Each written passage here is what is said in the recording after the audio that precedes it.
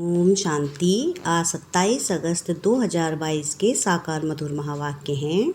मीठे बच्चे, तुम इस बेहद लीला रूपी नाटक को जानते हो। तुम हो हीरो पाठधारी। तुम्हें बाप ने आकर अभी जागृत किया है। प्रश्न है आज का कि बाप का फरमान कौन सा है जिसे पालन करने से विकारों की पीड़ा से बच सकते हैं। उत्तर है इसका कि बाप का फरमान है, पहले 7 रोज़ भट्टी में बैठो। तुम बच्चों के पास जब कोई आत्मा 5 विकारों से पीड़ित आती है तो उसे बोलो कि 7 रोज़ का टाइम चाहिए, कम से कम 7 रोज़ दो, तो तुम्हें हम समझाएंगे कि 5 विकारों की बीमारी कैसे दूर हो सकती है। जास्ती प्रश्न उत्तर करने वालों को तुम बोल सकते हो कि पहले 7 रोज़ का कोर्स करो। गीत है आज का ओम नमः शिवाय। ओम शांति। बच्चों ने बाप की महिमा सुनी। यह जो बेहद की लीला रूपी नाटक है, उनकी लीला के आदि मध्य अंत को तुम बच्चे जानते हो। वो लोग समझते हैं कि ईश्वर की माया अपरंपार है। अब तुम्हारी बुद्धि में जागृति आई है और तुम सारी बेहद की लीला को जान चुके हो, परंतु यथार्थ रीति जैसे बाप समझा रहे हैं, ऐसे बच्चे नंबरवार पुरुषार्थ अनुसार ही समझा सकते हैं। मनुष्य उन एक्टर्स को देखने के लिए उनके पिछाड़ी भागते हैं। तुम समझते हो यह बेहद का ड्रामा है जो दुनिया के मनुष्य नहीं जानते। गाया जाता है, मनुष्य कुंभकर्ण की आसुरी नींद में सोए पड़े हैं, अब रोशनी मिली है तब तुम जागे हो। यह भी कहेंगे, हम तुम सब सोए पड़े थे, अभी तुमको पुरुषार्थ करना है। वह तो कह देते हैं ईश्वर सर्वव्यापी है, वह अपने से ऐसी ऐसी बातें कर ना सकें। अपने से तुमको बातें करनी हैं। हम आत्माएं बाप से मिली हैं, बाप ने कितना जागृत किया है। यह बेहद की लीला है, उसमें मुख्य एक्टर्स, डायरेक्टर, क्रिएटर कौन है वह जानते हैं। इसलिए तुम पूछते हो इस नाटक में कौन कौन मुख्य एक्टर हैं। शास्त्रों में लिख दिया है कौरव सेना में कौन बड़े थे, पांडव सेना में कौन बड़े हैं। यह फिर है बेहद की बात। मूल वतन, सूक्ष्म वतन, स्थूल वतन के आदि मध्य अंत को जानना है। ब्रह्मा विष्णु का पाठ यहाँ चलता है। विष्णु का रूप है एम ऑब्जेक्ट, यह पद पाना है। गाथे भी हैं ब्रह्मा देवताय नमः, फिर कहते हैं शिव परमात्माय नमः। उनको निराकार ही कहते हैं, परमपिता परमात्मा कहते हैं। तो बाप हुआ ना, सिर्फ परमात्मा कह देने से पिता अक्षर नहीं आता, तो सर्वव्यापी कह देते हैं। इसलिए मनुष्यों को कुछ समझ में नहीं आता, जैसे तुम भी नहीं समझते थे। बाप आकर पतितों को पावन बनाते हैं, यह किसको पता नहीं है। तुम बच्चे अभी कितने समझदार बन गए हो, आदि से लेकर अंत तक तुम सब कुछ जान गए हो। ड्रामा देखने जो पहले जाएंगे तो जरूर आदि मध्य अंत सारा देखेंगे और बुद्धि में रहेगा हमने यह देखा है। फिर भी चाहना हो देखने की तो देख सकते हो। वह हुआ हद का नाटक। तुम तो बेहद के नाटक को जान गए हो। सतयुग में प्रारब्ध जाकर पाएंगे, फिर यह नाटक भूल जाएगा, फिर समय पर यह ज्ञान मिलेगा। तो यह भी समझने की बातें हैं, कोई भी बात में प्रश्न करने की दरकार नहीं रहती। 7 रोज़ भट्टी के लिए कहा जाता है, परंतु 7 रोज़ बैठना भी बड़ा मुश्किल है। सुनने से ही घबरा जाते हैं। समझाया जाता है, यह क्यों कहा जाता है, क्योंकि आधा कल्प से तुम रोगी बने हो, 7 विकारों रूपी भूत लगे हुए हैं, अब उनसे तुम पीड़ित हो। तुमको युक्ति बतलाएंगे कि कैसे इस पीड़ा से छूट सकते हो। बाप को याद करना है, जिससे तुम्हारी पीड़ा हमेशा के लिए खत्म हो जाएगी। बाप का फरमान है कि 7 रोज़ भट्टी में बैठना है। गीता भागवत का पाठ रखते हैं तो भी 7 रोज़ बिठाते हैं। यह भट्टी है, सब तो नहीं बैठ सकते, कोई कहाँ है। आगे चलकर बहुत वृद्धि को पाएंगे। यह सब है रुद्र ज्ञान यज्ञ की शाखाएं। जैसे बाप के बहुत नाम रखे हैं, वैसे इस रुद्र ज्ञान यज्ञ के भी बहुत नाम रख दिए हैं। रुद्र कहा जाता है परमपिता परमात्मा को। सो तुम जानते हो, राजस्व अश्वमेध अर्थात यह रथ इस यज्ञ में स्वाहा करना है। बाकी जाकर आत्माएं रहती हैं, सबके शरीर स्वाहा होने हैं। होलिका होती है ना, विनाश के समय सबके शरीर इस यज्ञ में स्वाहा होंगे। सबके शरीरों की आहुति पड़नी है, परंतु तुम बाप से पहले वर्षा लेते हो। जाना तो सभी को है, रावण का बहुत बड़ा परिवार है, तुम्हारा है सिर्फ दैवी परिवार छोटा। आसुरी परिवार तो कितना बड़ा है, वह कोई देवता बनने वाले नहीं हैं। जो और धर्मों में कन्वर्ट हो गए हैं वह निकल आएंगे। परमपिता परमात्मा ब्रह्मा मुख द्वारा मुख वंशावली रचते हैं। बाबा ने समझाया है, पहले हमेशा स्त्री को एडॉप्ट करते हैं, फिर रचना रचते हैं। वह तो है कुख वंशावली, यह सारी रचना है मुख वंशावली। तुम उत्तम ठहरे क्योंकि तुम श्रेष्ठाचारी बनते हो। तुमको सिर्फ बाप को ही याद करना है, क्योंकि ब्राह्मणों को बाप के पास ही जाना है।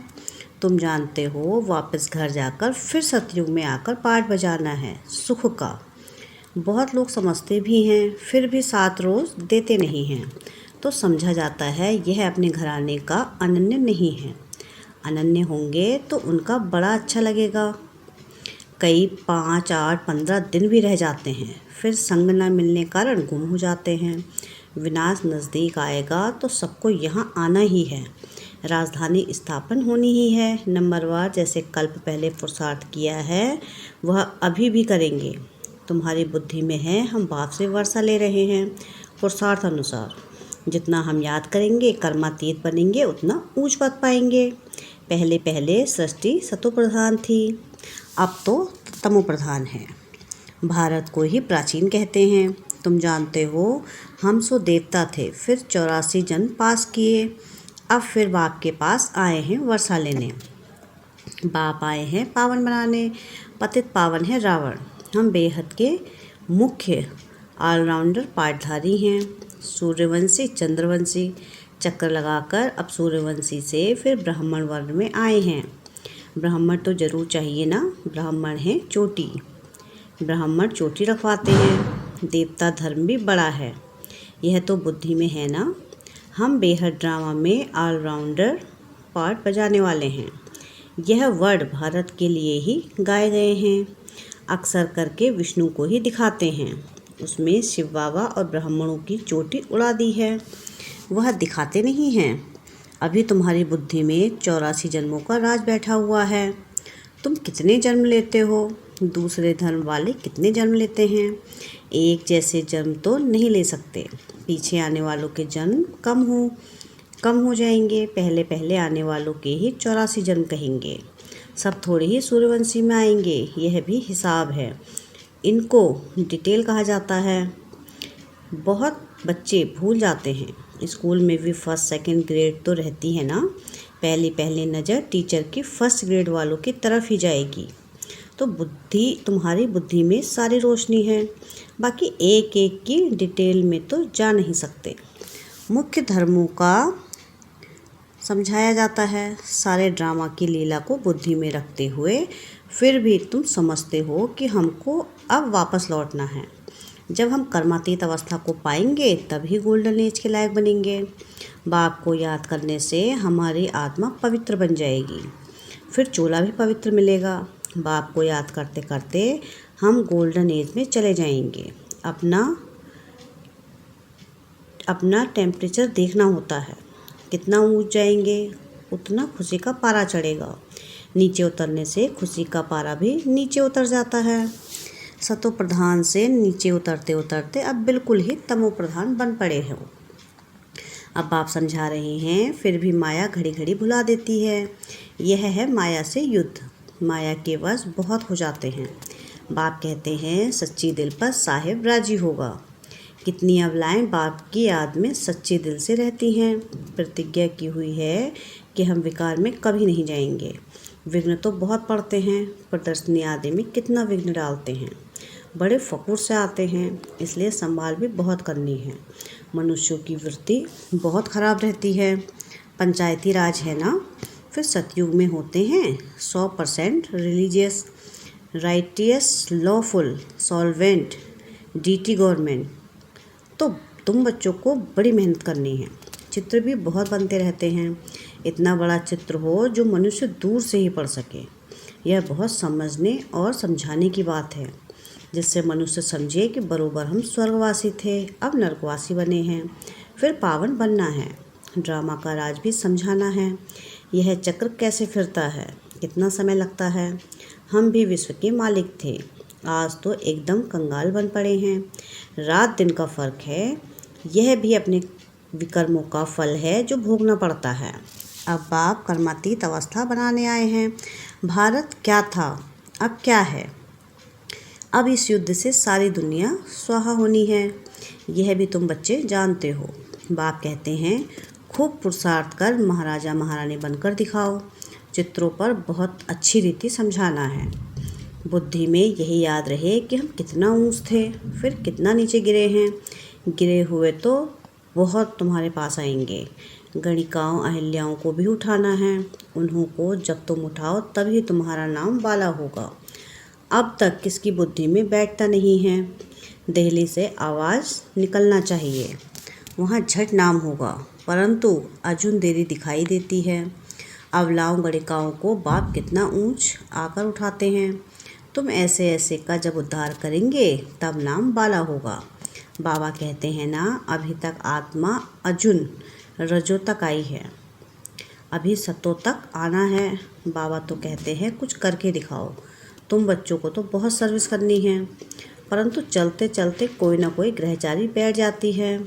कमाई में ग्रहचारी होती है ना, माया बिल्ली बेहोश कर देती है। गुल बकावली का खेल है ना। बच्चे तो खुद समझ जाते हैं कि बाप दादा के दिल पर कौन चढ़ सकते हैं। संशय की कोई बात नहीं। कई प्रश्न पूछते हैं, यह कैसे हो सकता है। अरे तुम साक्षी होकर देखो। ड्रामा में जो नूद है सो पाठ चलना है। ड्रामा के पट्टे से गिर पड़ते हैं। जिनको समझ में आता है वह नहीं गिरते हैं। तुम क्यों गिरते हो। ड्रामा में जो नूद है वही होता है ना। भारत में हजारों को साक्षात्कार होता है। यह क्या है, इतनी आत्माएं निकल कर आती हैं।